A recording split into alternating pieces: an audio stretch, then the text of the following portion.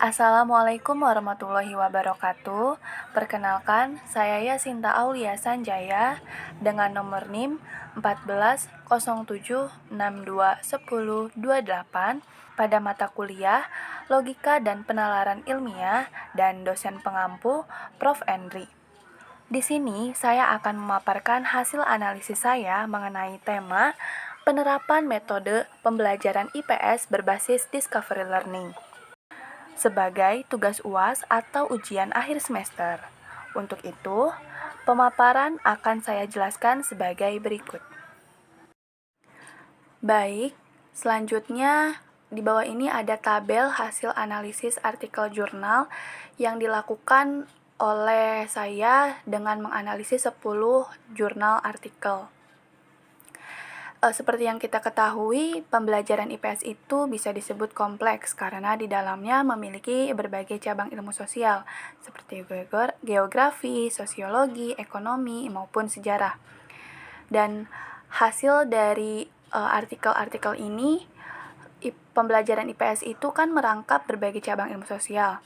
Maka pembelajaran IPS itu harus dilakukan secara efektif, entah itu melalui metode pembelajaran, ataupun pendekatan pembelajaran, atau bahkan model pembelajaran.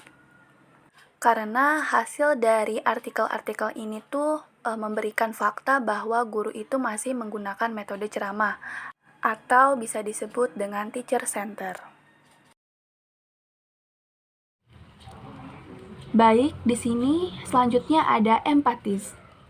Dari hasil analisis 10 artikel mengenai penerapan model pembelajaran IPS berbasis Discovery Learning tersebut, yang mana pembelajaran IPS itu dapat ditarik garis merahnya yaitu sebagai berikut.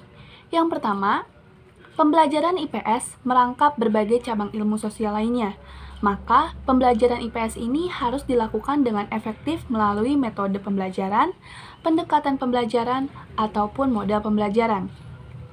Yang kedua, fakta membuktikan bahwa guru itu masih menggunakan model pembelajaran ceramah atau bisa disebut dengan teacher center, sehingga guru lebih banyak berbicara dan aktif dibandingkan peserta didik yang ada di dalam kelas tersebut. Ketiga, peserta didik jadi terbiasa pasif dalam pembelajaran di kelas dan mengalami tingkat pemahaman pembelajaran IPS yang rendah. Hal ini tuh berkaitan dengan poin kedua, berikut juga dengan poin pertama. Selanjutnya, define. Hasil informasi pada tahap empatis sebelumnya mengenai penerapan metode pembelajaran IPS berbasis Discovery Learning, maka poin-poin berikut merupakan identifikasi permasalahannya.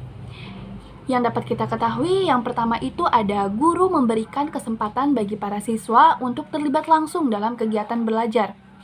Yang kedua, penyajian metode Discovery Learning memberikan situasi proses pembelajaran menjadi lebih terangsang dan berpusat pada siswa, atau tidak lagi menggunakan metode ceramah yang bisa disebut dengan teacher center. Yang ketiga, guru membutuhkan pendekatan inquiry dalam metode Discovery Learning guna melengkapi kegiatan pembelajaran IPS yang mempunyai berbagai cabang ilmu sosial lainnya. Yang keempat, penggunaan media animasi ini tuh dapat membantu dalam meningkatkan efektivitas serta efisiensi proses pembelajaran yang meningkat pada siswa kelas. Berikut merupakan hasil novelty atau kebaruan menggunakan aplikasi Fosviewer dalam tema penerapan metode pembelajaran IPS berbasis Discovery Learning.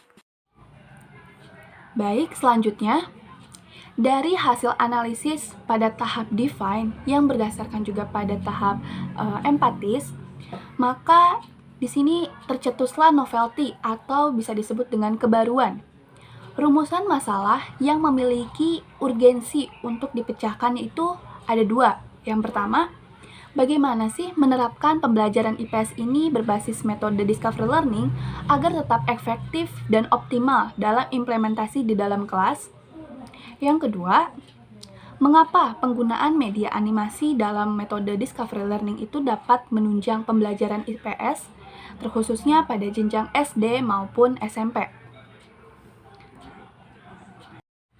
Baik, berdasarkan rumusan-rumusan masalah yang telah saya paparkan, dan sebelum melanjutkan kepada tahap solusi yang saya usungkan, maka di sini saya akan disclaimer terlebih dahulu mengenai metode pembelajaran discovery learning yang merupakan model pembelajaran yang mengembangkan cara belajar siswa yang aktif dengan menemukan sendiri permasalahan, menyelidiki suatu permasalahan, sehingga hasil belajar yang diperoleh siswa itu tuh akan lebih tahan lama di ingatannya dan tidak mudah untuk cepat dilupakan.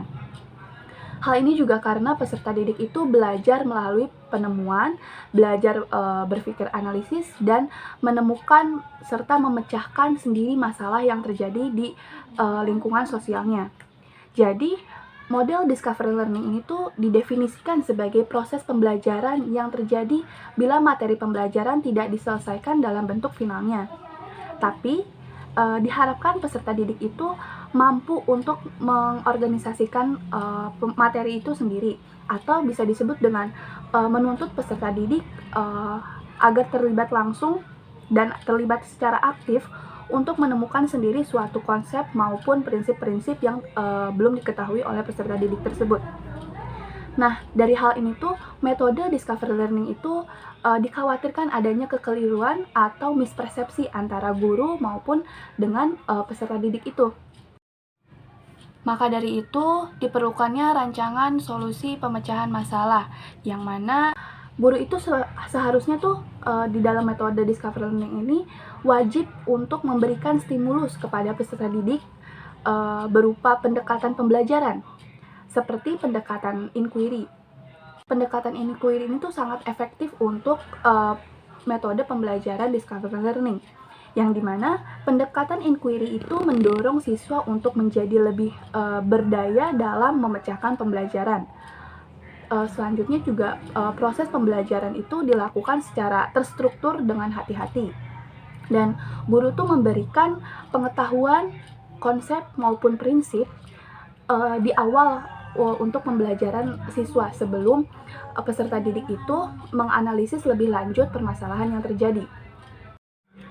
Nah, untuk itu model discovery learning itu perlu didukung dengan pengembangan media pembelajaran animasi, yang dimana media pembelajaran animasi ini tuh mampu meningkatkan hasil belajar IPS pada jenjang SD maupun SMP.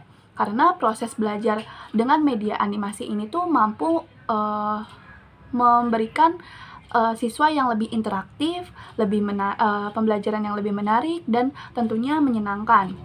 Karena seperti yang kita ketahui, pembelajaran IPS itu merupakan pembelajaran yang kompleks, yang dimana terdiri dari berbagai macam ilmu sosial, cabang ilmu sosial lainnya seperti geografi, sosiologi, sejarah, maupun ekonomi.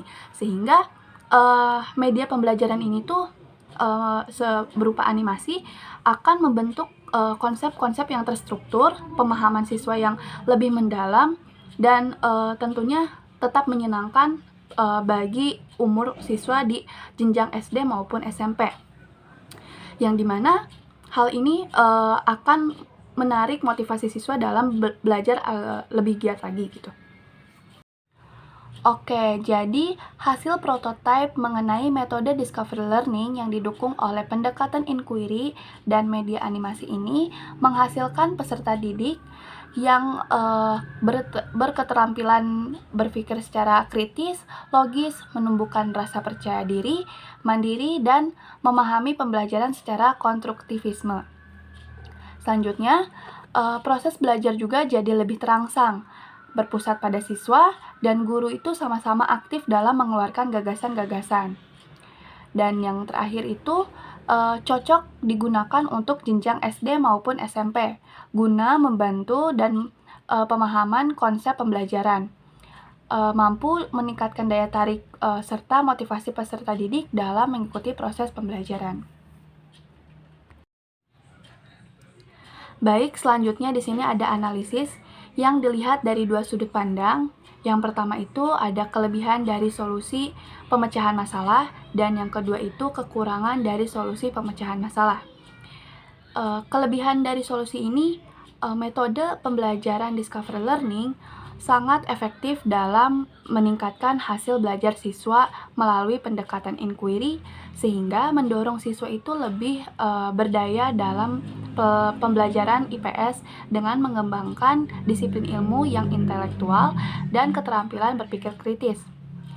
Selain itu, media pembelajaran yang digunakan itu kan ada media animasi yang dapat mendukung konsep pemahaman siswa serta secara menyeluruh, interaktif, menarik, juga tetap menyenangkan. Sehingga hal ini dapat memotivasi siswa dalam pembelajaran IPS.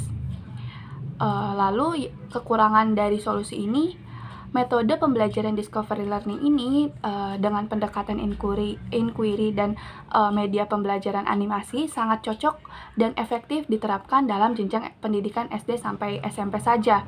Dan hal ini kurang cocok diterapkan pada jenjang pendidikan SMA. Karena pembelajaran IPS di SMA itu kan telah terpisah, yang mana cabang ilmu sosial seperti geografi, ekonomi, sosiologi, dan sejarah itu kan sudah terpisah dan memiliki materi serta subbabnya yang kompleks secara masing-masing gitu.